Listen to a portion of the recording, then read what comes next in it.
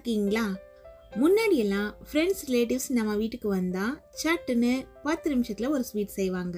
அது என்னன்னு பார்த்தீங்கன்னா கேசரி. ஆனால் இப்போ காலம் மாறி போச்சு. உடனே பக்கத்தில் இருக்க கடையில் போயிட்டு ஸ்வீட் வாங்கிட்டு வந்துடும். அப்படி இல்லாமல் வீட்டில் இருக்க ரவையில் அந்த சாதாரண கேசரியை ரிச்சான டேஸ்ட்டில் பக்குவம் மாறாமல் சூப்பராக எப்படி செய்யறது இந்த வீடியோவில் பார்க்கலாங்க.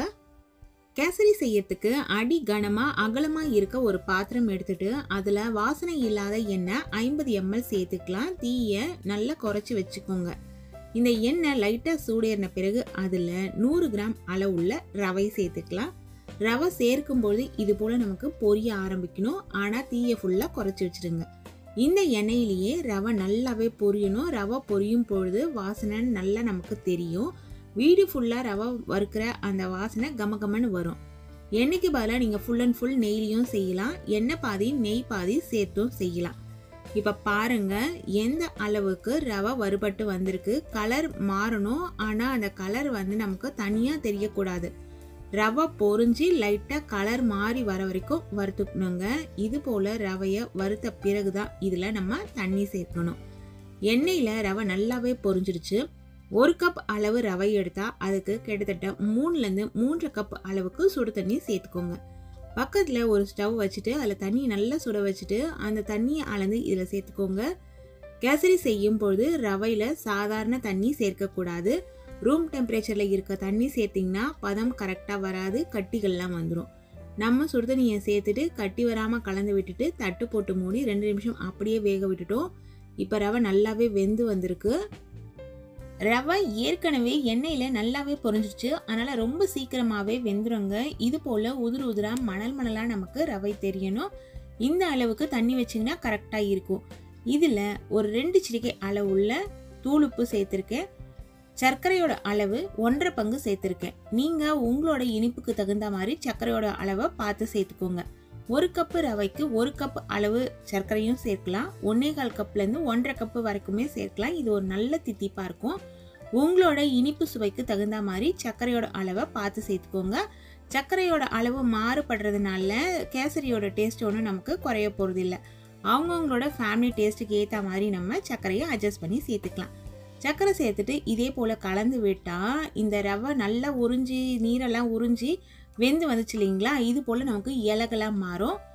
கட்டிகள்லாம் இல்லாமல் நல்லா கலந்து விட்டுடுங்க. ஒரு 4லேருந்து 5 நிமிஷத்துலலாம் சர்க்கரையோட அந்த பச்சை மணம் மாறும். அந்த சமயத்தில் தேவையான அளவு நெய் சேர்த்துக்கலாம்.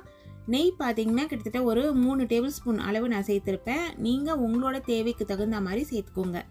நெய்யும் எண்ணெயும் கொஞ்சம் தாராளமாக சேர்க்கும் பொழுது கேசரி ஆறுனாலும் ரொம்ப கட்டியாக இல்லாமல் கொஞ்சம் இலகலாக இருக்கும். அதே சமயத்தில் தண்ணியோட அளவும் கரெக்டாக வைக்கணும்.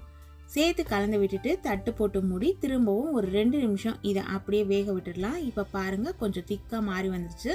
இது போல் ஒரு பக்குவம் வரணும். இந்த பக்குவம் வரும்பொழுதே நம்ம அடுத்த ப்ரொசீஜர் என்னன்னு செஞ்சுட்டு ஸ்டவ்வை சுவிட்ச் ஆஃப் பண்ணிட்டீங்கன்னா கேசரி ஆறின பிறகும் நமக்கு இலகலாக இருக்கும். ஸ்பூன் வச்சு கட் பண்ணுற மாதிரி ஸ்டேஜில் மாறாது.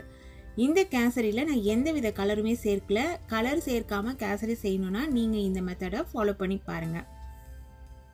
இது ஒரு கரெக்டான கன்சிஸ்டன்சியில் இருக்குது. இப்போ தாளிப்பு கொடுத்துடலாம். தாளிக்கிற கரண்டி ஸ்டவ்வில் வச்சிடலாம். அதில் தேவையான அளவு நெய் சேர்த்துக்கோங்க.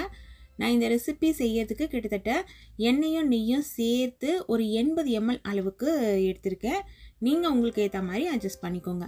முந்திரி பருப்பு தேவையான அளவு இதில் சேர்த்துட்டு பாதி அளவு கலர் மாறட்டும். அதுக்கப்புறம் நம்மக்கிட்ட இருக்க நட்ஸ் எல்லாம் சேர்த்துக்கலாம். நம்ம நட்ஸோட அளவுகள் பொறுத்த வரைக்கும் உங்களுக்கு எது பிடிக்கும் எது பிடிக்காதுன்றதுக்கு ஏற்ற மாதிரி தேவையான அளவுக்கு சேர்த்துக்கலாம். இப்போ ப்ரௌன் கலர் காஞ்ச திராட்சை, பிளாக் கலர் காஞ்ச திராட்சை ரெண்டுமே வச்சுருக்கேன். அதனால் சேர்த்துக்கிறேன். திராட்சையும் பார்த்தீங்கன்னா சிலது புளிப்பு சுவை அதிகமாக இருக்கும். அந்த மாதிரி திராட்சை இருந்ததுன்னா சேர்க்காதீங்க. வெள்ளரி விதை, பூசணி விதை இது போல் விதைகள் எது வச்சுருந்தாலுமே சேர்த்துருங்க.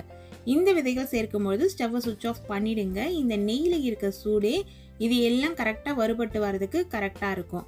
பலூன் மாதிரி இந்த திராட்சை நல்லா உப்பி வந்துடும் சூட்டில். இப்போ பாருங்கள் கொஞ்சம் கொஞ்சமாக உப்பி வருது. நிறைய நேரம் கருக விட்டுட்டிங்கன்னா டேஸ்ட்டு மாறிடும். அதனால் பக்குவமாக ஸ்டவ்வை சுவிட்ச் ஆஃப் பண்ணிவிட்டு அந்த தாளிப்பை எடுத்து இந்த கேசரியில் சேர்த்து நல்லா கலந்து விட்டுடுங்க. இதில் டூட்டி ஃப்ரூட்டி, செர்ரி இல்லை வேறு ஏதாவது நீங்கள் ட்ரை நட்ஸு ஃப்ரூட்ஸ் எல்லாம் வச்சுருந்தீங்கன்னா உங்கள் விருப்பத்துக்கு இதில் சேர்த்து நல்லாவே கலந்து விட்டு சுட சுட பரிமாறி பாருங்களேன். கேசரி செம்ம டேஸ்ட்டாக இருக்குங்க. இந்த கேசரியை பூரிக்கோ இல்லை சப்பாத்திக்கோ தொட்டுக்கிட்டு சாப்பிடும் போதும் டேஸ்ட் அல்டிமேட்டாக இருக்கும். உங்களில் யாரெல்லாம் பூரி சப்பாத்திக்கு கேசரி தொட்டுட்டு சாப்பிட்ருக்கீங்க அப்படிங்கிறத எனக்கு கமெண்ட் செக்ஷனில் சொல்லுங்கள். இதே ரெசிபியை இதே அளவுகளில் உங்கள் வீட்டில் செஞ்சு சாப்பிட்டு என்ஜாய் பண்ணுங்கள். Thank you friends.